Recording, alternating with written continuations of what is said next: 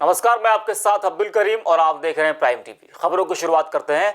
बहराइच में कांग्रेस के पूर्व सांसद कमल किशोर कमांडो ने कोरोना को लेकर सरकार की तैयारियों पर सवाल खड़े किए हैं।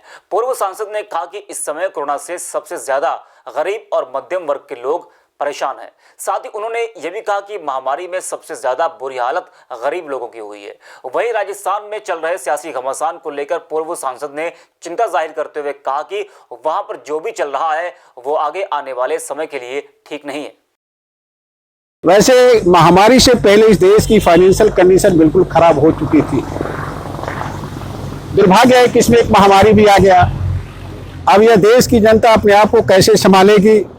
बहराइच तो एक छोटा सा हमारा लोकसभा क्षेत्र है, बट देश की जो स्थिति आज पैदा हुई है, मुझे नहीं समझ लगता है कि यह देश की स्थिति समझ में आएगी। देश की हालात इतनी जल्दी सुधरने वाली नहीं है। इसके लिए बहुत कड़ी मेहनत करनी पड़ेगी और हम सब लोगों को मिलकर के एक साथ काम करना पड़ेगा। देखिए, राजस्थान का घमासान, मध्य प्रदेश का घमासान, गोवा का घमासान, तमाम और स्टेटों का घमासान जो हो रहा है, ये अच्छी बात नहीं हो रही है। अब आज राजनीति में लोग एक सौदागर आ चुके हैं और सौदागर की तरह इस देश को देखना चाहते हैं। अलीगढ़ के दीवानी न्यायालय परिसर में पुलिस की टीम ने सघन चेकिंग अभियान चलाया। पुलिस को दीवानी परिसर में कुछ संदिग्ध लोगों के होने की जानकारी मिली, जिसके बाद पुलिस ने परिसर के चप्पे चप्पे की चेकिंग की। डीएसपी ने जानकारी देते हुए बताया कि किसी भी तरह की कोई घटना न हो, इसी वजह से पुलिस ज्यादा सतर्क है। बहरहाल पुलिस को परिसर में ऐसा कोई भी व्यक्ति नजर नहीं आया।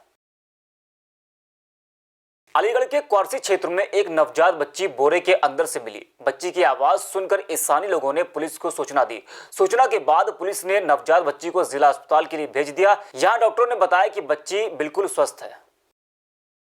रामनगरी अयोध्या में मंदिर निर्माण को लेकर बाबरी मस्जिद के पूर्व पक्षकार इकबाल अंसारी ने बयान दिया है। मंदिर निर्माण में बाधा डालने वाले लोगों का बिना नाम लिए इकबाल अंसारी ने उन्हें कड़ी नसीहत दी है। उन्होंने कहा कि राम मंदिर को लेकर अब किसी को राजनीति करने की आवश्यकता नहीं है। इकबाल अंसारी अब भूमि पूजन के कार्यक्रम में ट्रस्ट के आमंत्रण की प्रतीक्षा कर रहे हैं। भूमि पूजन में करीब 300 लोगों के शामिल होने की उम्मीद है। हम तो अयोध्या में रहते हैं, अयोध्या के बारे में जानते भी हैं। अयोध्या जो है वो 5 किलोमीटर में बसती है। अयोध्या जो है पहले से भी शुद्ध है और सारे धर्म के, सारे जात के देवी देवता यहाँ विराजमान है। तो यह अयोध्या के बारे में मुहूर्त बताने की ज़रूरत नहीं है और सुप्रीम कोर्ट का चक्कर लगाने से कोई फ़ायदा नहीं होने वाला है। मंदिर का काम जो है 9 नवंबर को सुप्रीम कोर्ट ने साफ कर दिया है। मंदिर का काम शुरू है। लोग अब इस पे कोई राजनीति ना करें, क्योंकि अयोध्या एक ऐसा मुकदमा रहा जो बाबरी मस्जिद राम जन्मभूमि का रहा, उसको सुप्रीम कोर्ट ने साफ कर दिया है। अब किसी को राजनीति करने की ज़रूरत नहीं है। ना कोई यहाँ के बारे में तिथि बतावे, ना कोई सुप्रीम कोर्ट जाए। अलीगढ़ में बेखौफ बदमाशों ने पुलिस लाइन में डीआईजी आवास के सामने एक जेलर के घर पर हमला कर दिया। हमले के समय जेलर अपने घर में मौजूद नहीं थे, जिसके बाद जेलर की पत्नी ने समझदारी दिखाते हुए एएसपी को फोन कर दिया। फोन के बाद घटनास्थल पर पहुंची पुलिस ने मौके से एक बाइक सवार बदमाश को गिरफ्तार कर लिया। दूसरा आरोपी मौके का फायदा उठाकर फरार हो गया। पकड़े गए आरोपी से पुलिस पूछताछ कर रही है और बदमाशों की मंशा जानने की कोशिश कर रही है कि जेलर के घर में वो लोग किस इरादे से आए थे।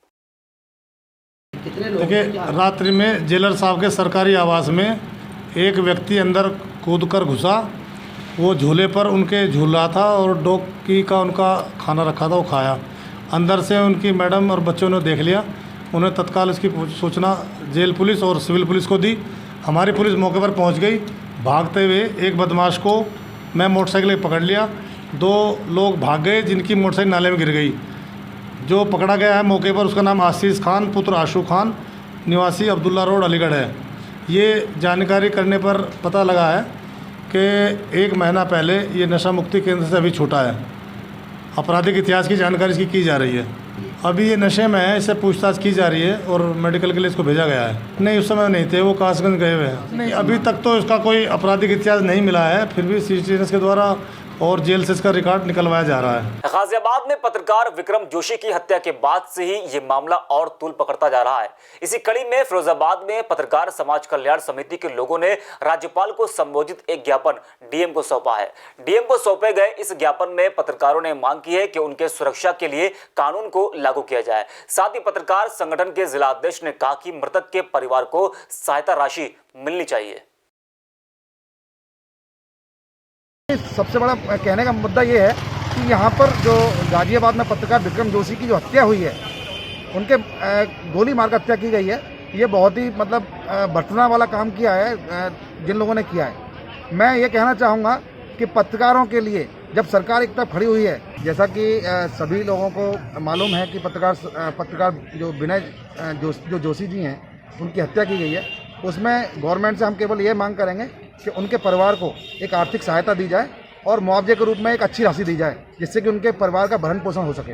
जालौन के हिंगुटा गांव में करंट लगने से एक युवक की मौत हो गई, जबकि कई और ग्रामीण भी करंट लगने से घायल हो गए। घटना की जानकारी लोगों ने पुलिस को दी। सूचना पाकर पुलिस ने शव को पोस्टमार्टम के लिए भिजवा दिया है। साथ ही घायल ग्रामीणों को इलाज के लिए अस्पताल में भर्ती करा दिया। 5:30 बजे एकदम करंट था, आगे लग गई तार में, तार टूट के गिर पर की मौत हो गई। घायल होंगे और कई है गाँव में घायल, कुछ सुनने पूरे ही कूलर भर गए, किसी को नहीं बचो। अच्छा, हाँ, किसी के ना कूलर पंखे किसी के नहीं बचे पूरे गांव में। कासगंज में संविदा पर काम करने वाले बिजली लाइनमैन की करंट लगने से मौत हो गई। लाइनमैन की मौत से स्थानीय लोग आक्रोशित हो गए। आक्रोशित लोगों ने शव को सड़क पर रखकर जमकर हंगामा किया।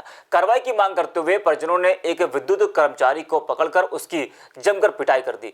वहीं सड़क जाम की जानकारी मिलते ही पुलिस मौके पर पहुंच गई और उन्होंने लोगों को किसी तरह समझा बुझाकर शांत करवाया। ये अल्तमस उर्फ बंटी पुत्र अब्दुल निवासी जिनेहरा है। कल जो है बिजली का करंट लगने से इनकी मृत्यु हो गई थी। तो आज इनके परिजन जो है बिजली कार्यालय पर आकर पूरी जानकारी कर रहे थे, उसी में वो लोग आक्रोशित थे। उनके द्वारा बिजली कर्मियों से अभद्रता की गई है और जिन लोगों ने अभद्रता की उनके खिलाफ हम लोग कार्रवाई कराएंगे और जिनकी लापरवाही से वो विद्युत कर्मी की मृत्यु है उसमें भी हम लोग विद्युत कार्रवाई कराएंगे। ललितपुर में सेल्फी का शौक लोगों के लिए सिर चढ़कर बोल रहा है। पाली थाना क्षेत्र में कुछ लोग पानी की टंकी पर चढ़ गए। टंकी पर चढ़ने के बाद ये लोग तरह तरह से सेल्फियां लेने लगे। स्थानीय लोगों ने जब उन्हें देखा तो मोबाइल में वीडियो बना लिया। वीडियो की भनक लगते ही प्रशासनिक अधिकारियों की ओर से अवैध कब्जे की जानकारी मिली। अब सवाल यह है कि आखिर इस तरह की हरकत करने वाले लोगों के खिलाफ कोई कार्रवाई होगी भी या नहीं।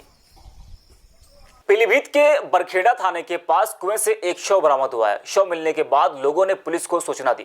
सूचना के बाद मौके पर पहुंची पुलिस ने शव को कब्जे में लेकर उसकी पहचान करवाई, जिसके बाद मृतक के परिजनों ने बताया कि उन्होंने उसके लापता होने की पहले ही रिपोर्ट दर्ज करवा दी थी। पुलिस ने इस मामले में जब और छानबीन की तो पता चला कि मृतक की प्रेम प्रसंग के चलते हत्या की गई है। पुलिस की इन्वेस्टिगेशन के बाद पता चला ये लड़का 17 तारीख को घर से गायब हो गया था और उसके बाद इसका कुछ नहीं पता चला। डेड बॉडी बरामद होने के बाद हम लोगों ने इसको थारोली इन्वेस्टिगेट किया और उस इन्वेस्टिगेशन से पता चला कि गांव के पास के गांव के एक लड़की को ये लड़का बहला फुसला के भगा ले गया था, जो दूसरे दिन ही लोगों ने आपस में समझौता करा के लड़की वापस करा दी थी। तो लड़की पक्ष इसी बात पर इससे रंजिश मानने लगे थे और उसी रंजिश के कारण इसे धोखे से बुलाकर और इसकी हत्या कर दी और इसकी बॉडी को सूखे कुएं में फेंक दिया था। वाराणसी में कुछ दिन पहले पुलिस ने सेक्स रैकेट का पर्दाफाश करते हुए एक मकान में छापेमारी की थी। इसी मामले में डीएम के निर्देश के बाद पुलिस ने मुख्य आरोपी के खिलाफ एक और कार्रवाई की है। पुलिस की टीम ने मजिस्ट्रेट और क्षेत्राधिकारी की मौजूदगी में रैकेट के मुख्य आरोपी के मकान को जब्त कर लिया है। ये संजय सिंह थे, इनके खिलाफ गैंगस्टर की कार्रवाई, गैंगस्टर मुकदमा लिखा था, कार्रवाई चल रही है और 14 की जो कार्रवाई होती है गैंगस्टर एक्ट की, उनके बिल्डिंग को जो घर है, इनकी प्रॉपर्टी है, इसको सील किया जा रहा है। पूर्व का प्रकरण क्या रहा? पूर्व का प्रकरण क्या है, इनके खिलाफ मुकदमा पंजीकृत था, इनके ऊपर गैंगस्टर की कार्रवाई चल रही थी। गैंगस्टर का मुकदमा है। गैंगस्टर के तहत एक्ट के तहत जो है 14 की कार्रवाई होती है, जिसके तहत उनके द्वारा अर्जित संपत्ति, अपराध से अर्जित संपत्ति का जो है कुर्क किया जाता है। जिलाधिकारी महोदय के आदेश पर इनकी पूरी संपत्ति को कुर्क किया जा रहा है।